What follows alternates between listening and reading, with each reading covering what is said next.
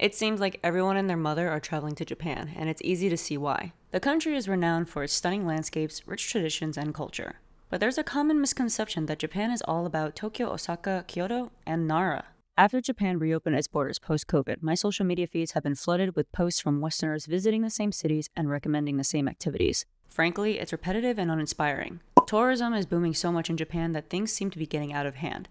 Kyoto announced that tourists are banned from entering certain alleys in Gion, the famous geisha district. And as I'm making this video, the town of Fujikawa Gojiko installed a large barrier at a popular photo spot to block disrespectful tourists from taking pictures. To be fair, it's a cool composition of a Lawson convenience store with Mount Fuji in the background, but you can get tons of different compositions with Mount Fuji. It's crazy how social media has ruined a lot of things, and this is coming from someone whose livelihood depends on social media. But I digress. Let me be the first to tell you, there's so much more to Japan than just the major cities on Honshu Island. While I did spend a few days in Tokyo, I spent more of my time exploring the less visited parts of Japan, mainly Kyushu Island in the south, where there are far fewer Western tourists, though still a ton of Chinese tourists. If you want to explore lesser known parts of Japan, then you're going to want to keep watching. My name is Erin Donahue, and I'm a travel photographer and content creator based out of New York City, and here's how I spent 14 days in Japan. Flying in from Taiwan, I came to Japan in the spring during high season because one of my cousins was graduating from medical school, and cherry blossoms, aka sakuras, were predicted to reach peak bloom starting from mid-March to late March. Unfortunately, there was a cold snap that delayed the blooms for weeks, and the only cherry blossoms I got to see in Japan was one tree in Nagasaki. I'll be talking more about Nagasaki later in this video. Contrary to what you might expect, Japan has never been high on my list of places to visit. It's not that I didn't appreciate the country's appeal. I've just always had a knack for seeking out destinations that aren't as mainstream. No joke though, the toilet situation was what I was looking forward to the most in Japan. There's access to public bathrooms everywhere, and almost everywhere has a bidet installed. It feels very hygienic, and what a developed country should be providing. I have to say though, after traveling through Taiwan and Japan back to back, Taiwan is fast catching up to the standard too. I think toilet culture in the US is absolutely disgusting, and I wish bidets were more popular here. We can't even get access to public bathrooms in New York City though, so hopes aren't high. While in Tokyo, I experienced my first Japanese earthquake, and let's just say I was literally in the most inconvenient of places to be in the middle of an earthquake. If it was a higher magnitude, I'd be SOL. No pun intended. Definitely a core memory now. Anyway, for the sake of this video, let's start in Fukuoka, the 6th largest city in Japan and the capital of the same name prefecture. Considered a suburban or countryside area, it offers a slower paced atmosphere compared to the bustling cities up north. Yet its underrated charms are not to be missed. Fukuoka City itself and Hakata is a central transportation hub that can lead you anywhere else on the island. However, I spent more time transiting through in order to go to other parts of the prefecture.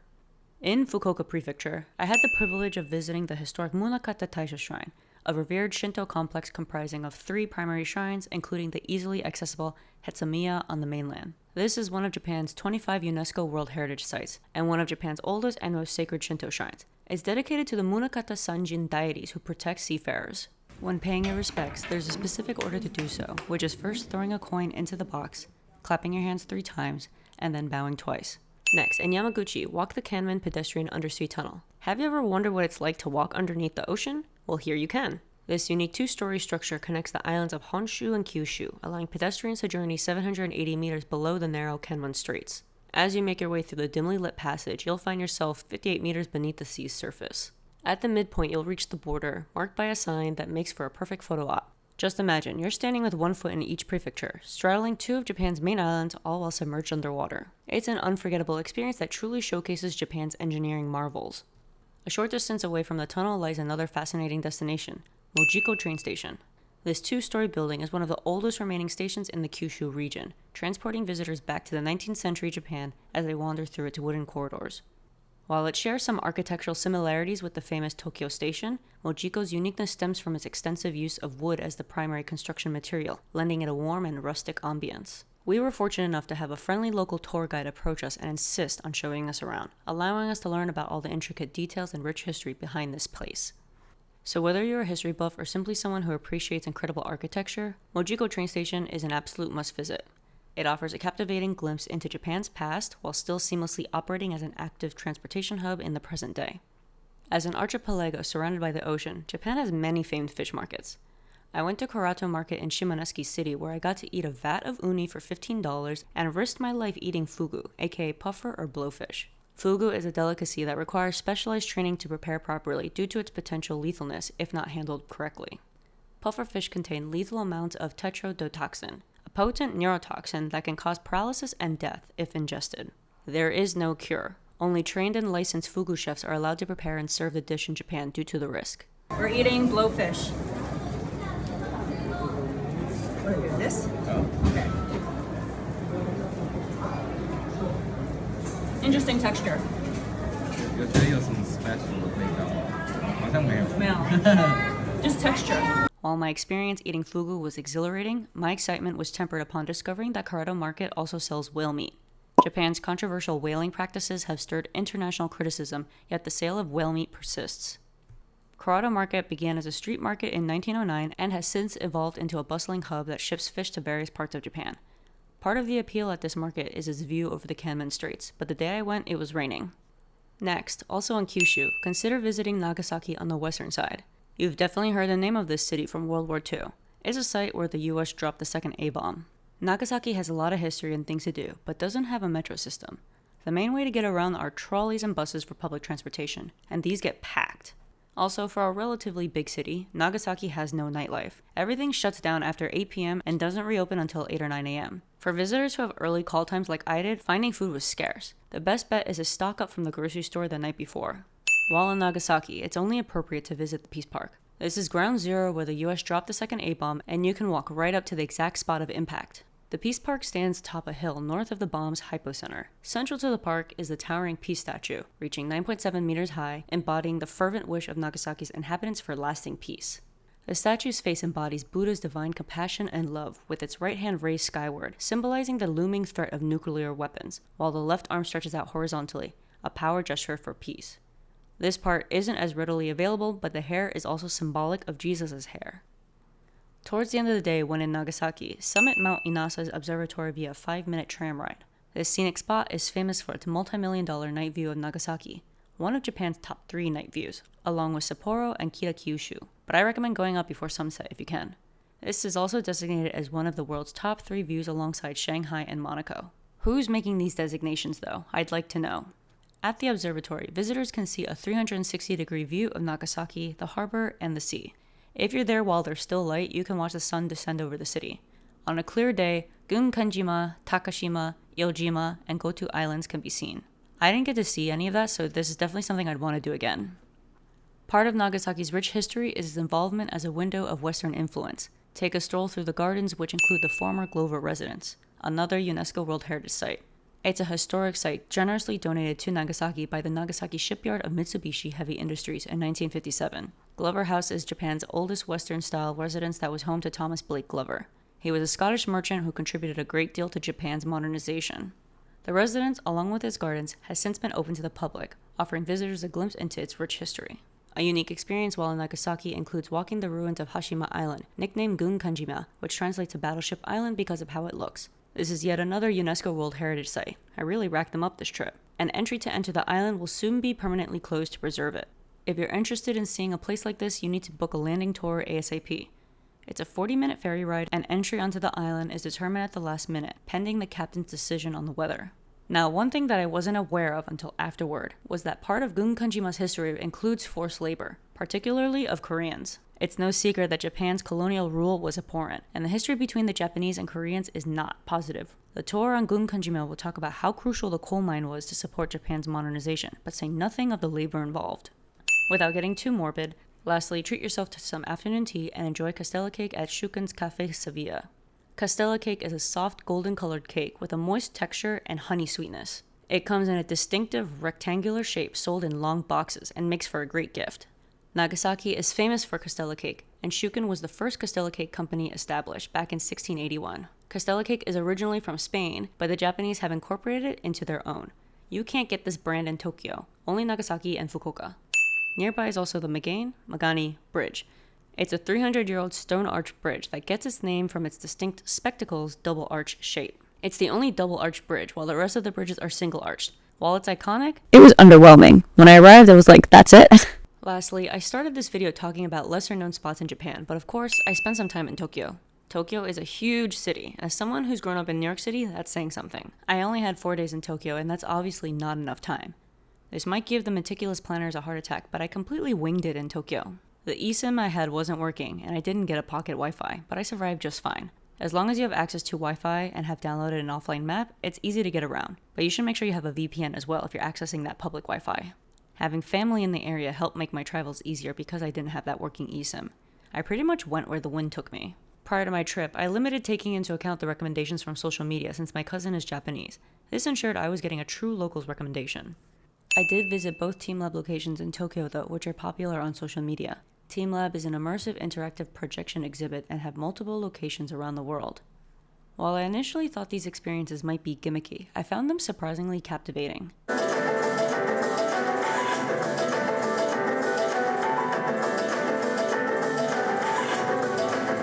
Unfortunately, I didn't have sufficient time to fully immerse myself, so a return visit to both is a must.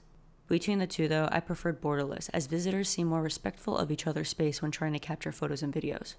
However, besides that, when I visit a destination, I prefer just checking out the free stuff. If it's free, it's for me.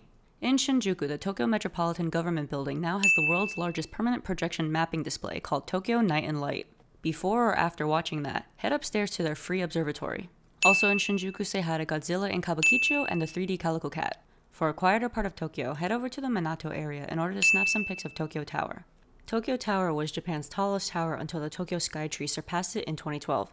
This iconic structure, painted white and international orange, takes inspiration from the famous Eiffel Tower in Paris. In this area, there are direct lines to Sensoji Temple off the Asakusa Metro, and on the way back, check out the famous Tokyo Station and admire the 1800s architecture. For where to stay, like many metropolises, hotels in Japan can vary widely in price. When I traveled to Japan during the high season for cherry blossoms, hotel prices were quite high, obviously. Fortunately, I managed to find a hotel that was within my budget, and I also collaborated with another one during my stay.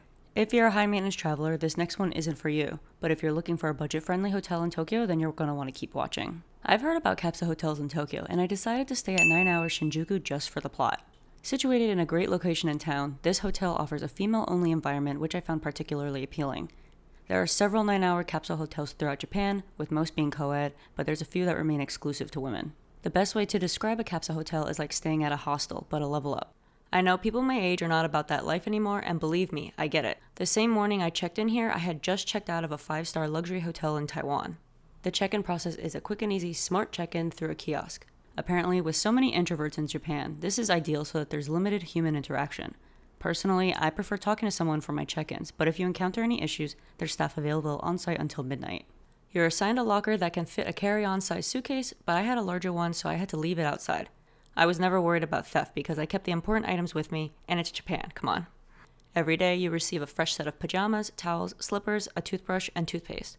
The showers are private and the toilets have bidets, which is a standard norm in Japan. Oh, how I wish every other country in the world had public bidets everywhere. From the pictures online, I thought the sleeping pods were closed with a door, which did make me feel a little suffocated because I wasn't sure how our oxygen would be regulated. But I was happy to find out that it's just a dark curtain that blocks out the light. That being said, you can hear other people snoring and farting. I observed that there are women of all ages and ethnicities staying here. I'm pretty sure people who are staying here are solo travelers and/or they travel frequently and want to stretch their dollar. Now, there are a few cons to be aware of. They monitor your sleep to measure the quality of your sleep and breathing patterns. I don't know why that's a thing, and I couldn't find a way to opt out when I reserved my spot, but you get a sleep report analysis. Every day from 10 a.m. to 2 p.m. there's cleaning, so you're kicked out of the sleeping and locker room areas. On top of that, checkout is at 10 a.m. Need I say more? The only way to move through the building is through one elevator, and it's slow. I couldn't find an emergency stairwell to walk up and down through. Like I said earlier, this seems to be a thing in Japan. There's limited shower and sink space proportional to the amount of people staying here, but people move quickly. Overall, it was a positive experience, and I'd stay again if necessary. My stay for 2 nights was about $95 USD total. That's solid since I wasn't planning to be inside most of the day and was out exploring Tokyo. During my time in Tokyo, I also stayed at Shiba Park Hotel to do a partnership, and it felt so nice to have my own space after staying at the Capsule Hotel for a few days. This newly renovated library hotel concept is a historic hotel from the 1940s that originally was a foreign trade mission hotel and has now transformed to this new face. So everything is brand spanking new. Each floor is stocked from a collection of 1,500 new books covering topics such as the climate, people, and history of the city. I mentioned the Minato ward of Tokyo earlier, and the Shiba Park Hotel is conveniently accessible via the Mira and Asakusa metro lines. The hotel provides a thoughtful bathroom amenity kit with everything you would need if you wanted to pamper yourself, like an in-room spa. My favorite part though is that Shiba Park Hotel is only a 10 to 15 minute walk to Zojoji Temple and Tokyo Tower. There's a popular Instagrammable photo spot that people line up for, But if you're like me and don't wait in lines, you can roll out of bed at sunrise and have the whole place to yourself. Additionally, during my stay, I was invited to enjoy Shiba Park Hotel's Sakura afternoon tea that runs during the season. You can try from 16 types of tea leaves and have an unlimited change to try them all. On top of that, every week in the lobby, guests can enjoy an expert contemporary tea ceremony experience. As you can see, there's so much to do, and all of this didn't even scratch the surface. It's true, you will easily rack up your steps walking around Tokyo. However, because Tokyo is so big, I find it to be rather inconvenient. Even with its extensive metro and rail systems, I still had to walk quite a ways to my destination after getting out of the metro. Versus in New York, I'm used to getting to my destination within a 5-minute walk of the subway station. Before anyone comes at me for comparing apples to oranges, that's not what I'm doing. I'm just saying Tokyo is a way bigger city and needs to have its own dedicated time to visit. If you found this video helpful, like and subscribe as that really helps this page, and it also tells me you want to see more of this type of content. See you in the next video.